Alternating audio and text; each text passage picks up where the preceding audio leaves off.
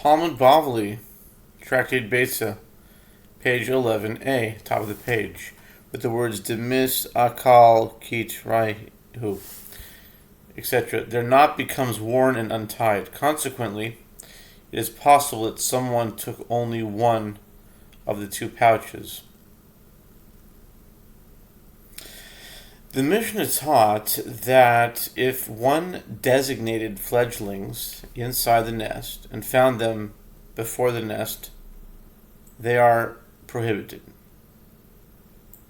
The Gemara comments, let us say that this supports the opinion of Rabbi Hanina.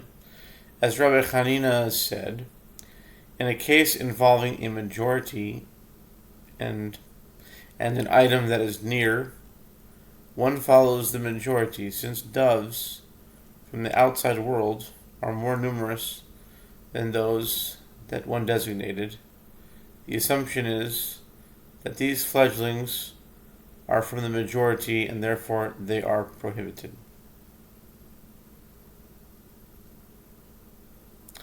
Abaye said in refutation of this claim, here we are dealing with a ledge affixed to the front of the nest, where all the doves gather.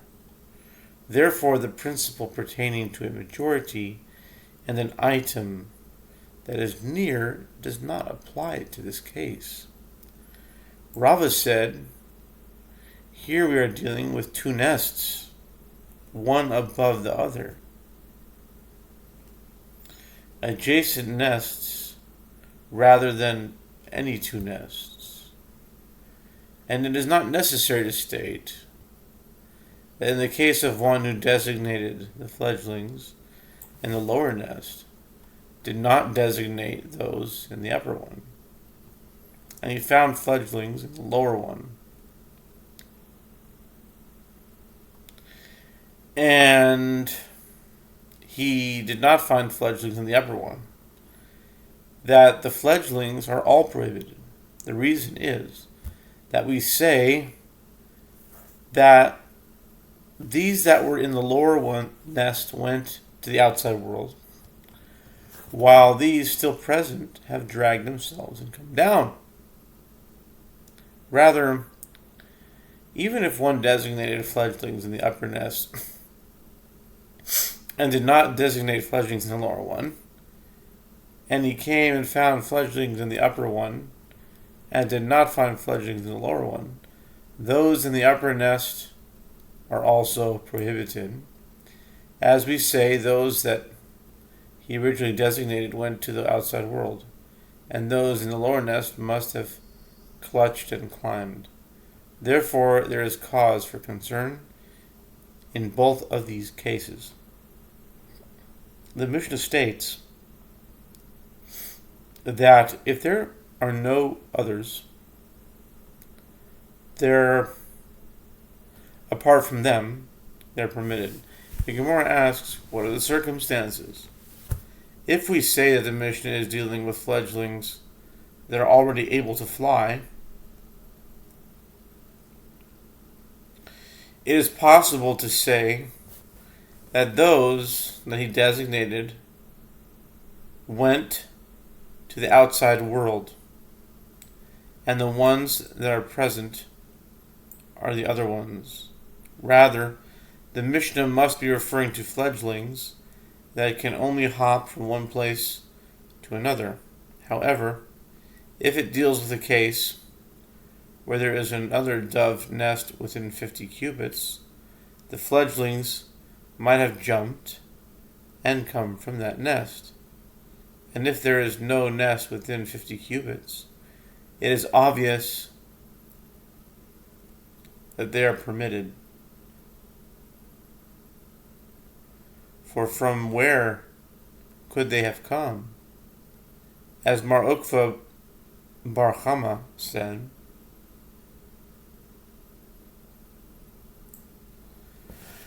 with regard to any creature that hops, it does not hop more than 50 cubits. Gemara answers, actually, it is referring to a case where there is another nest within 50 cubits, and it deals with the situation where the additional nest is situated around the corner from the first nest, rather than in a straight line from it. Lest you say the fledglings jumped from one nest to the other, the Mishnah therefore teaches us that anywhere that a fledgling hops and turns and sees its nest, it will continue to hop. But if it can no longer see its original nest, it will not hop any farther. New Mishnah. Beis Shammai Omrim, Ein notlim es ha'eli lekatsav alav basar, ubeis Hillel matirin. Beit Shammai say, one may not take a large pestle from a mortar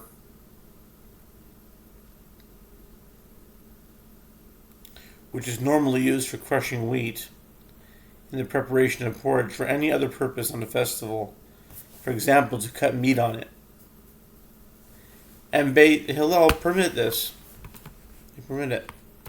Likewise, Beit Shammai say one may not place an unprocessed hide before those who will tread on it, as this constitutes the prohibited labor of tanning on a festival, and one may not lift the hide from its place, as is considered muktzah, unless there is an olive bulk of meat on it, in which case it may be carried on account of its meat.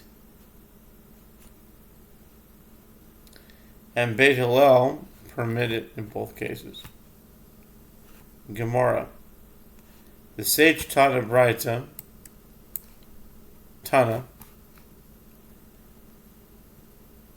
and Beit Shammai and Beit Hillel agree that if one already cut the meat he needs for the festival on the pestle, it is prohibited to move the pestle farther on the festival. The reason is that the vessel is muktzah as a utensil whose primary function is a prohibited use, and therefore it is permitted to handle it only when one requires it. Abaye said this dispute applies specifically in the case of a pestle. However, in the case of wooden anvil used for breaking bones, everyone agrees that it is permitted. The Gemara asks, this is obvious. We learned in the Mishnah a pestle. Why would one think that an object not even mentioned in the Mishnah is prohibited?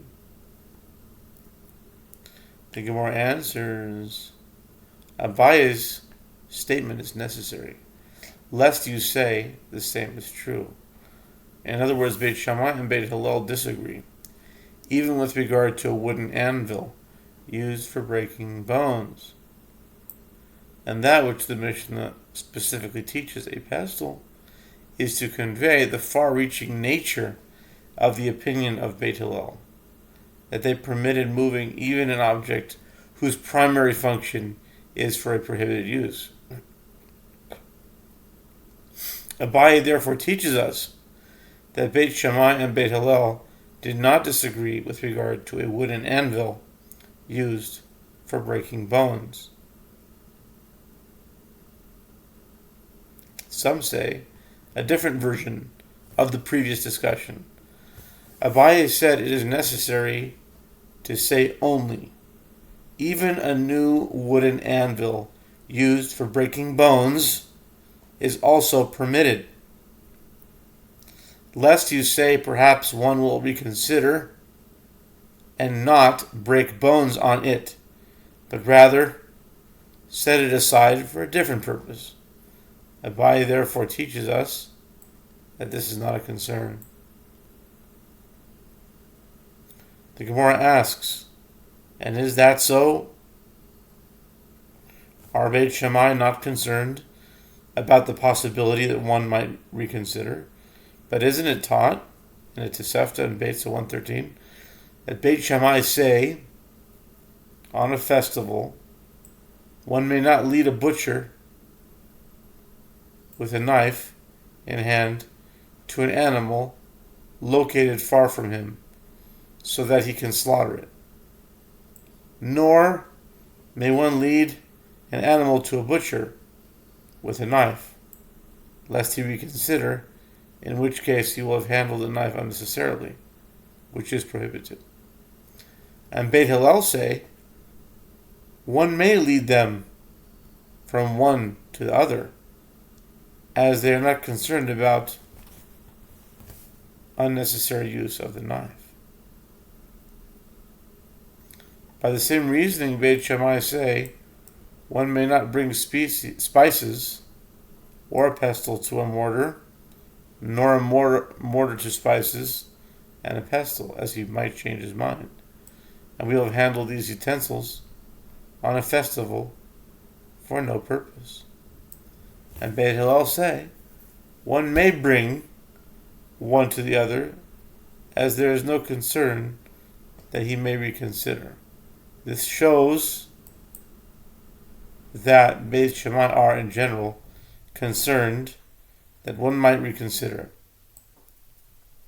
as they prohibit one to handle items for this reason. How can these be compared? Granted, in the case of an animal, one is liable to come to reconsider, as he might say, let us leave aside this animal, as it is thin, and we will bring a different animal, fatter than it. With regard to a pot, too, one is liable to come to reconsider, as he might say, let us leave aside this pot of cooked food, as it requires spices, and would take great effort to prepare. I will bring a different one that does not require spices, and can be cooked as it is. However, here, with regard to a wooden anvil used for breaking bones, what is there to say? Will one reconsider and not break the bones? Since he has slaughtered an animal, it stands ready for its bones to be broken, as it cannot be eaten any other way.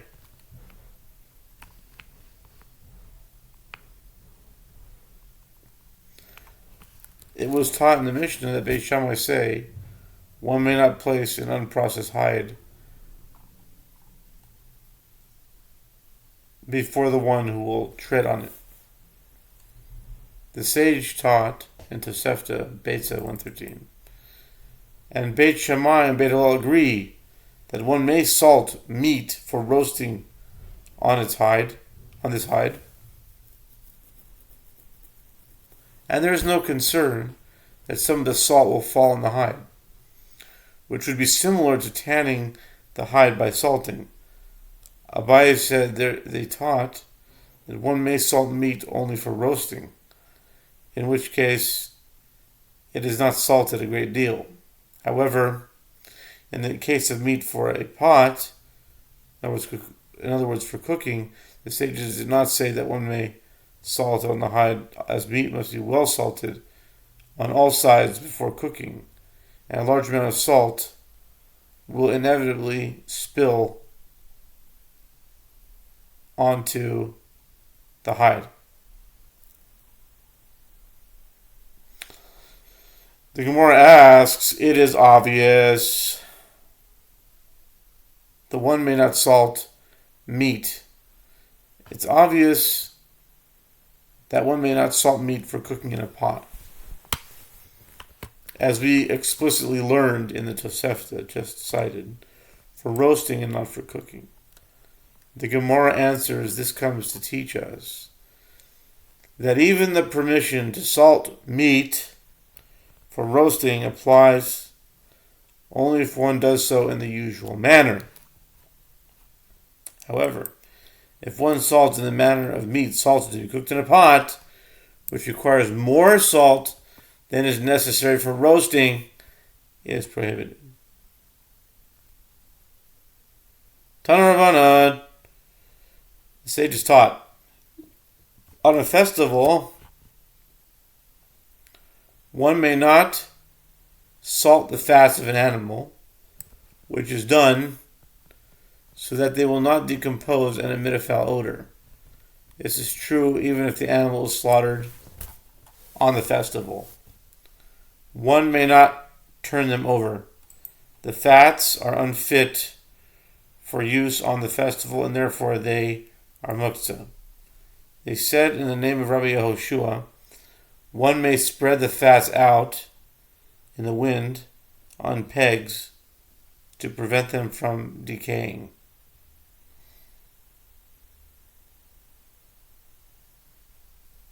Rav Matana said, the halakha is in accordance with the opinion of Rabbi Yehoshua. Some say that Rav Matana said the halacha is not in accordance with the opinion of Rabbi Yehoshua. The Gemara asks, granted, according to the one who said that the halacha is in accordance with the opinion of Rabbi Yehoshua, this statement is necessary. Otherwise, it might enter your mind to say that since this is a dispute between an individual and the many, one should apply the principle that the halakha is in accordance with the opinion of the many.